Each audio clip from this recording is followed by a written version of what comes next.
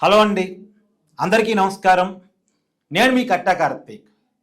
Jail జీవితాన్ని గడుపుతున్నటువంటి YCP మాజీ MLA Pinnelli రామకృష్ణారెడ్డికి జైల్లో సరైనటువంటి ఆహారం అందించడం లేదట, ఆయనకి సరైన వసతులు కల్పించడం లేదట, ఆయన్ని ఇబ్బంది పెట్టే ప్రయత్నం చేస్తున్నారట జైలు అధికారులు. నారా లోకేష్ ఆదేశాలతోనే జైలు అధికారులు పిన్నెల్లి రామకృష్ణారెడ్డి పట్ల కక్ష సాధింపుగా వ్యవహరిస్తున్నారట. ఇది ఈరోజు మీడియా ముందుకు వచ్చి ప్రెస్ మీట్ పెట్టి ఆర్కే రోజా గారు తన ఆవేదనని వ్యక్తం చేశారు. సరే, ఇంతవరకు బాగానే ఉంది, పొలిటికల్ స్టేట్మెంట్స్ అనుకుందాం.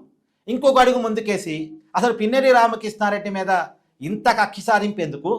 18 నెలల కాలంలో 16 కేసులు పెట్టారు, బయట రెడ్ బుక్ అమలవుతుంది, దాంట్లో భాగంగానే కేసులు పెట్టారు అని మాట్లాడారు. సరే, ఇది కూడా ఒక పొలిటికల్ స్టేట్మెంట్ అనుకుందాం. ఇంకొక అడుగు ముందుకేసి ఇంకొద్దిగా మాట్లాడే ప్రయత్నం చేశారు. ఏమన్నారు ఆవిడ అంటే, ఆయన ఎన్నికల పోలింగ్ రోజు రిగ్గింగ్ చేస్తూ ఉంటే టీడీపీ వాళ్ళు ఆ రిగ్గింగ్ని అడ్డుకోవటానికి వెళ్ళి ఈవీఎంని పగలగొట్టారట. మరి ఈవీఎంని అయితే పగలగొట్టారుగా, తప్పు కదా అది. ఒకవేళ రిగ్గింగ్ టీడీపీ వాళ్ళు చేస్తారా, వైసీపీ వాళ్ళు చేస్తారా? అప్పుడు వైసీపీ అధికారంలో ఉంది, ఎంత అవునన్నా కాదన్నా వ్యవస్థలను మేనేజ్ చేయగలిగే కెపాసిటీ అప్పుడు వైసీపీకి మాత్రమే ఉంది.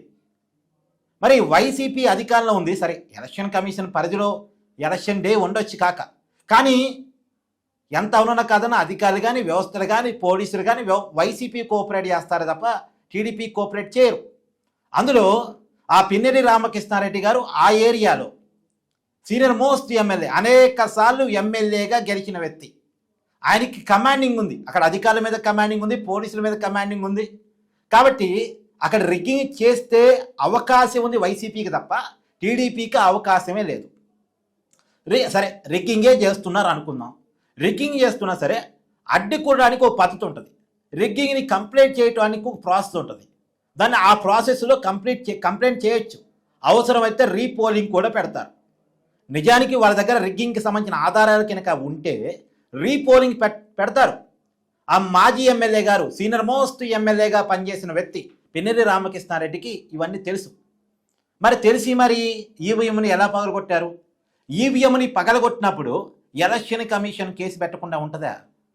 ఎలక్షన్ కమిషన్ యొక్క ఆస్తి ఈవీఎం.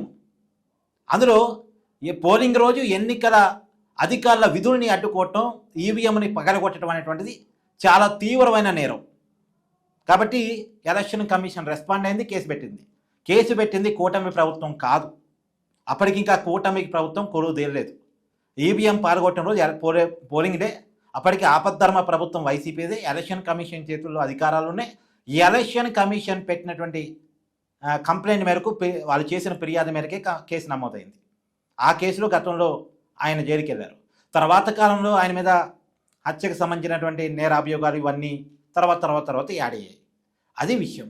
మరి ఇలాంటి నేరాలను వెనకేసుకు రావటం అంటే, రోజా గారు మీరే ఇక మరి చాలా కాలం తర్వాత మీడియా ముందుకు వచ్చారు. మరి చాలా కాలం తర్వాత మీడియా ముందుకు వచ్చినప్పుడు మళ్ళా మీ క్రెడిబిలిటీని కోల్పోయే రకంగానే మాట్లాడటం అంటే, పాత పద్ధతిలోనే మాట్లాడటం అంటే మీరు ఇంకా మారలేదా అనిపించే రకంగా ఉంది. ఇంకొక మాట మాట్లాడారు, అసలు రాష్ట్రంలో రేపులు చేసేది టీడీపీ వాళ్ళు, గంజాయి సేవించేది టీడీపీ వాళ్ళు, గంజాయిని అమ్మేది టీడీపీ వాళ్ళు, అమ్మాయిని వేధించేది టీడీపీ వాళ్ళు, వైసీపీ వాళ్ళ మీద గొడవలు చేసేది టీడీపీ వాళ్ళు అంటూ నేరాలన్నీ టీడీపీ వాళ్ళ మీదకి నెట్టే ప్రయత్నం చేశారు. మరి అదేంది కేసులన్నీ వైసీపీ వాళ్ళ మీద ఉన్నాయి? కేసులన్నీ వైసీపీ వాళ్ళ మీద ఉన్నాయి ఏంటి? కారణం ఏంది? సో ఇలాంటి అన్నెసరీ స్టేట్మెంట్స్ ఇవ్వటం వల్ల ఇప్పటికే రోజా గారి క్రెడిబిలిటీ ఎంత అంటే క్వశ్చన్ మార్క్. నగిరిలో వైసీపీ నాయకులు కూడా ఆమె మాట నమ్మరు, ఆమెను ఇష్టపడరు.